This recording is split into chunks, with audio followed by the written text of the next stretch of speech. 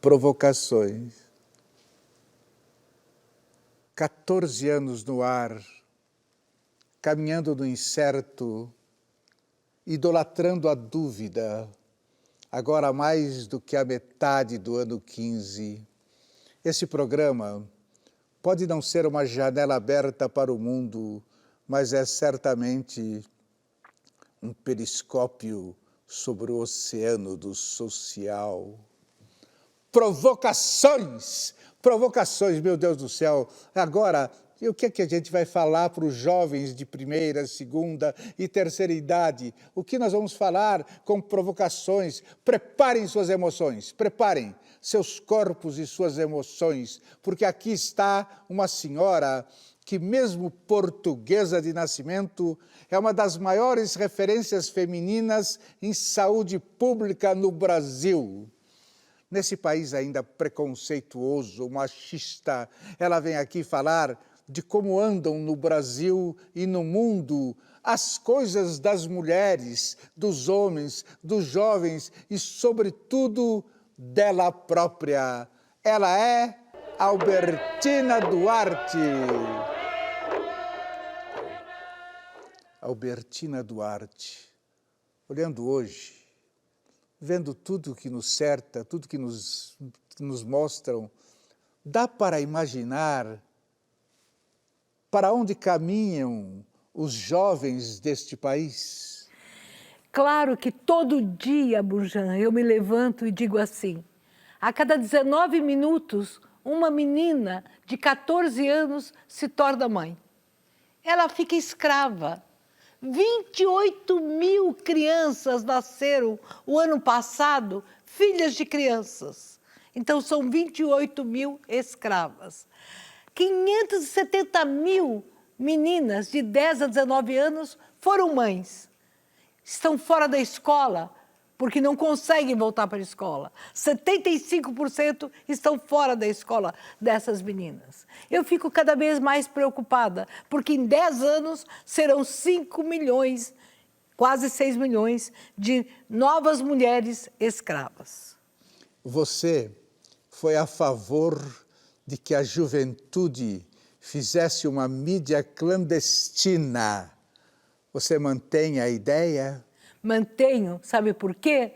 Eu, sábado, domingo, quarta-feira, nas 32 casas do adolescente que tem no estado de São Paulo, nós fazemos grupos onde os adolescentes discutem o preconceito, o dia a dia, a esperança, onde hoje, como coordenadora de um programa Saúde do Adolescente, eu faço vários cursos para que os adolescentes tenham voz, para que eles não engravidem sem querer, para que eles se libertem, para que eles digam não à violência, para que eles saibam as metas do milênio. E eu digo assim, você não usa camisinha, você é um trouxa, não é? Porque você é um careta. Por que você é um careta? Porque você tem medo de usar. A camisinha te dá mais prazer, porque você não tem tanto contato com o corpo da mulher. O seu filho é filho seu também, não tem ex-filho, nem tem ex-pai. Você vai ser sempre pai. Então, a mulher não é culpada, vocês dois têm um filho. Então, eu faço essa mídia todos os dias. Eu fico essa mídia que ninguém sabe, mas que já teve resultados. Em São Paulo, reduzimos a gravidez na adolescência de 10 a 14 anos, enquanto que no Brasil, aumentou. Onde mora esse adolescente que precisa ser acolhido? No centro ou na periferia? Em todos os lugares. Em todos os lugares. A Bujanra, eu tenho visto meninas de classe média alta dizerem para mim, olha, doutora, eu fui na favela, eu fui hoje não se fala favela, eu fui na comunidade dançar funk, e a menina que estava lá me chamou de Patricinha, e eu bati nela. Eu peguei uma garrafa e enfiei na cara dela. E eu falei, quantos anos você tem? 14. E ela, 12. Então, hoje, os pais não sabem o que está acontecendo com os adolescentes. O bullying, A menina de 14 anos que acha que porque tem um peito menor que a outra, se sente infeliz.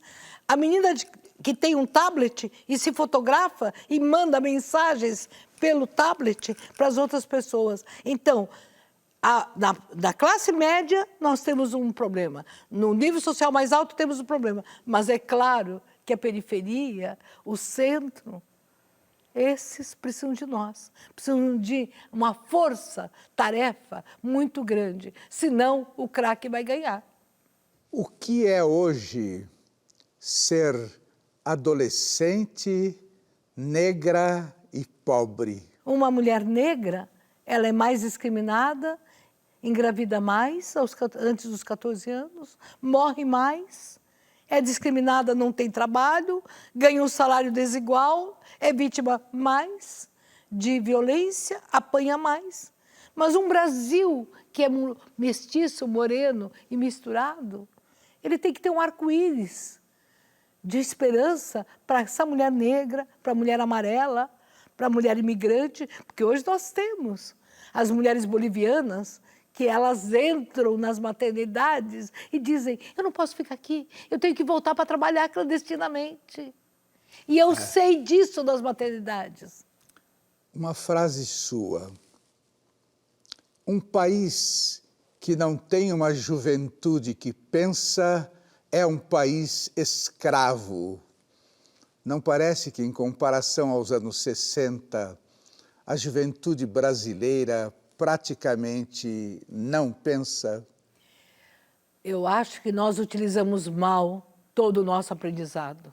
Um país que teve João Cabral com Morte e Vida Severina, que teve o Teatro de Arena, Arena contra Zumbi, Arena contra Tiradentes, teve o seu teatro, teve Augusto Boal, teve tantas, o Teatro do Oprimido. Nós podíamos ter tido o teatro de rua, a dança da rua, os bonecos de rua, tudo isso fazendo pensar. E eu quero que a educação deste país desenvolva isso. A leitura tem que voltar. Porque quem lê sabe escrever e sabe pensar. Eu acho que nós temos que enlouquecer com a literatura. Isso tem que ser a nossa droga. Você acha que os jovens de hoje conhecem bem o sexo? Conhecem o sexo como, na verdade, uma expressão. Mas eu vou dizer o que uma mulher do Sem Terra disse para mim. Uma mulher assentada disse, o seu marido te maltrata sexualmente? O seu companheiro se maltrata sexualmente? Então, veja bem, os animais tratam bem uns aos outros, fazem carinho. O seu homem não é melhor nem pior que ele. Não aceite ser tratada. Então, se os adolescentes conhecem e não têm uma atitude de prevenção, não é possível alguém engravidar sem querer. Não é possível alguém voltar a engravidar sem querer. Não é possível doenças sexualmente transmissíveis. E não é possível uma menina ter, a cada 4 que temos, uma está com HPV. Então não é possível uma mulher ter medo de dizer, sem camisinha eu não transo. Então os adolescentes conhecem o ato sexual, mas o direito da sua sexualidade não conhecem. Uma bela frase sua. Não existem mulheres frígidas, apenas mal esquentadas. Explique isso aos homens, por favor. Veja, durante muitos anos, Abujamra, eu ia nas favelas. Eu tenho doutorado da USP, mas o grande doutorado foi nos movimentos sociais. Eu fui falar nas favelas, fui falar nos sindicatos, fiz várias palestras e faço ainda nos movimentos. E aí uma mulher me disse assim, por que eu sou tão fria, doutora? Várias mulheres. Por que eu sou tão fria? E queria saber como é que ela ficava quente. Aí eu disse, não tem mulher fria, ela é mal esquentada. A mulher é um fogão a lenha, precisa de fogo para ir esquentando. Tem jovem que não sabe o que é fogão a lenha. Ou então é uma fogueira que tem que ir pondo na verdade, lenha esquentando. O homem é um micro-ondas, liga e acende. Então, o homem tem um jeito diferente de ter prazer. Mas esse homem, ele precisa saber o ritmo da mulher. Para esquentar uma mulher, é preciso carinho e afeto. Senão, a mulher se vinga e mente para você que está esquentada. Então, muitas mulheres que elas me contam, mentem, dão um gritinho, um estremidinha, e ele acredita que ela teve prazer. Então, muitas mulheres dizem, para ele acabar logo, eu minto. Não é esquentar a mulher. Como a mulher não é fria, ela já é normalmente quente. Não há necessidade de esquentar. Eu acho que está faltando aí uma cooperação maior dos homens em relação às mulheres, né? Uma contribuição maior, vamos dizer assim. Na minha opinião? Bom, vamos analisar. Faz sentido. É elas que esquentam mal e os homens caem em cima e nisso daí elas se estrepam. Porque eles não querem nada, eles só querem brincar. Ih, rapaz, aí eu vou ficar quieto, não vou poder responder isso aí não. Albertina Duarte, o que a chamada terceira idade tem a aprender e ainda não aprendeu? A terceira idade, a segunda idade, a primeira idade, tem que aprender a dialogar, a olhar nos olhos. Porque dialogar é olhar nos olhos. Por exemplo, eu estou olhando em você, eu sei, eu tinha medo, mas eu olhei no seu olho, eu tinha medo de vir aqui. Porque eu acho você muito inteligente. As pessoas inteligentes não me dão medo, mas me dão pensamentos, coisas de pensar. Como você é vista pela sua família?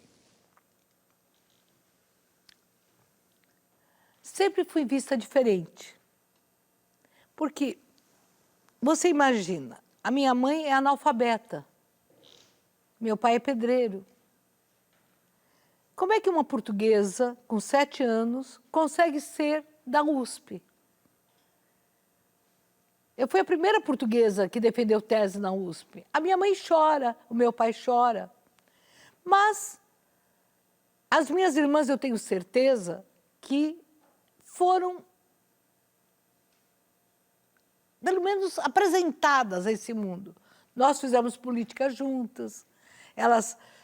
Tenho 2 irmãs ginecologistas, tenho uma jornalista que ficou exilada pelo problema político.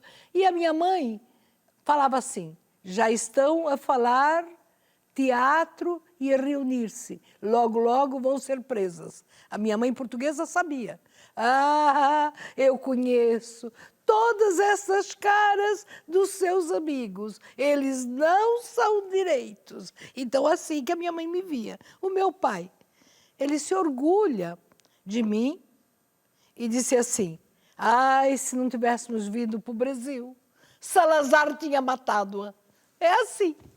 Diga uma coisa, como as clientes adolescentes da doutora Albertina, a ginecologista, a veem? Professoral ou subversiva? Essa é a maior vitória. Eles acham que eu sou confiável.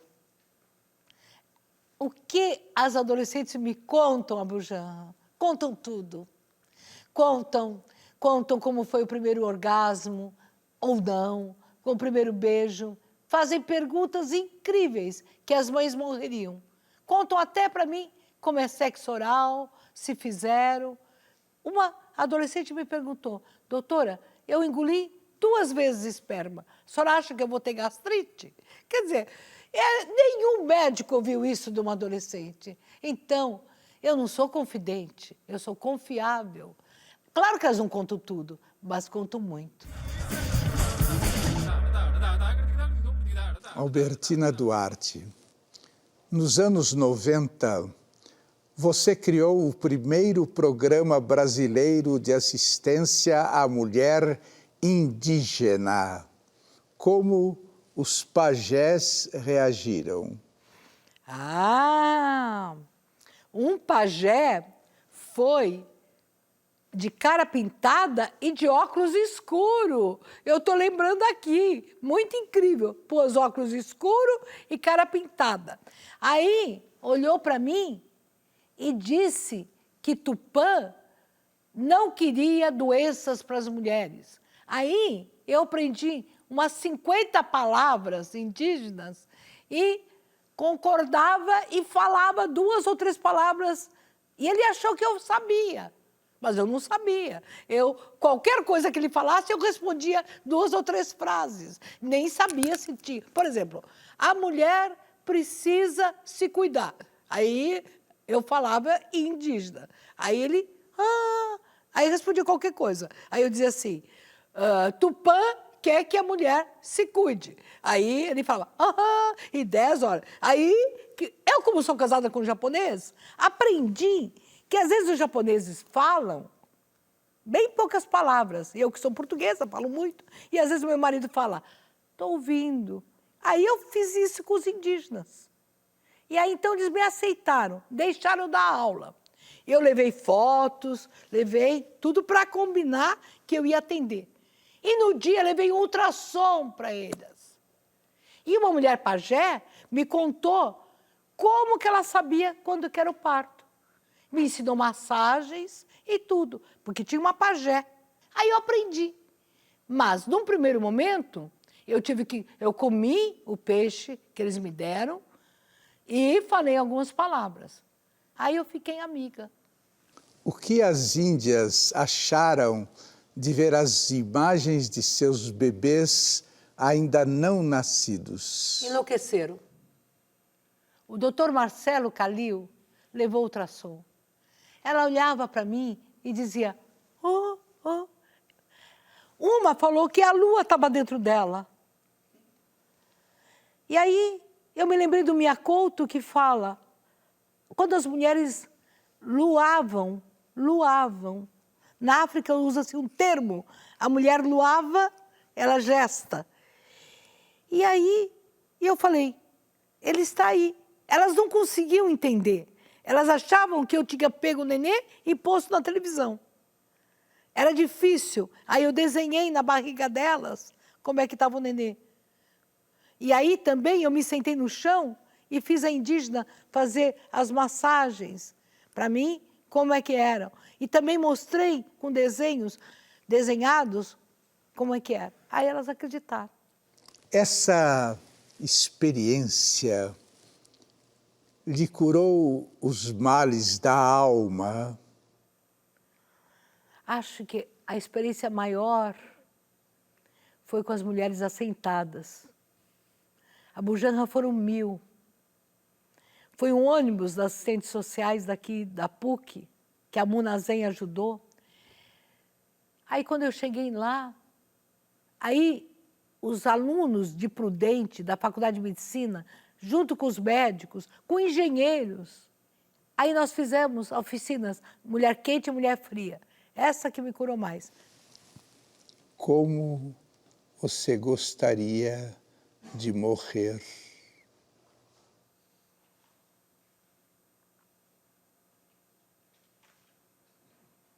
Lúcida, pelo amor de Deus, lúcida. Com qualquer doença. Com qualquer doença, eu nem sei se doença.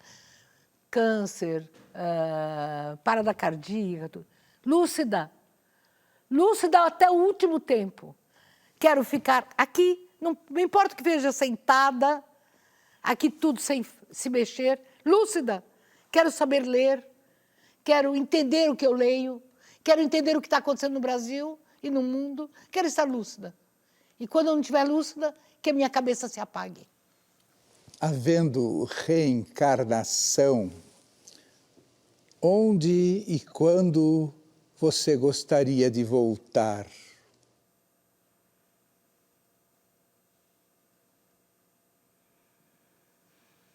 Quero nascer mulher. Eu adoro ser mulher.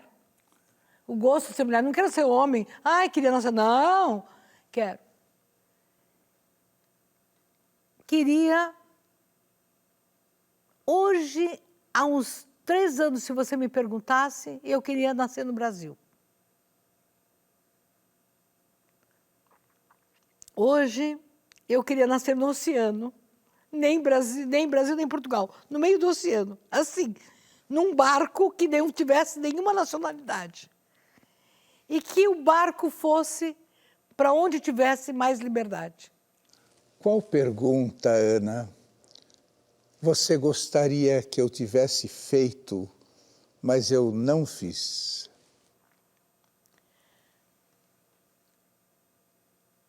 Se a saúde da mulher do Brasil tem esperança. Eu acho que nós temos que ter muitas forças sociais, porque não é possível morrerem 4 mulheres por dia de mortalidade materna. São 1.600 mulheres por ano que morrem por doenças que podem ser evitadas. O Brasil, a Bujanra, é o 4º país que não conseguiu, é o que menos conseguiu diminuir a mortalidade materna. Está igual o Iraque. Para a gente terminar, vou fazer uma pergunta muito simples. O que é a vida? A vida, em geral, a vida é isto. Eu não sei o que é. Eu acho que todo dia a gente vive. A vida é uma força. Eu acho que a vida é a esperança. Acho que quando você não tem esperança, você não tem vida. O que é a vida? Cada vez que eu faço parto de uma criança, ela olha para mim e eu falo bem-vinda. Para mim, aquilo é a vida. Ela nascendo. A vida é nascimento. A vida é sofrimento. Olha, você agora levanta, me dá um abraço. É a única coisa falsa desse programa, é o abraço. Não, olha lá. o meu não é. O meu não é. Então vou dar um beijo.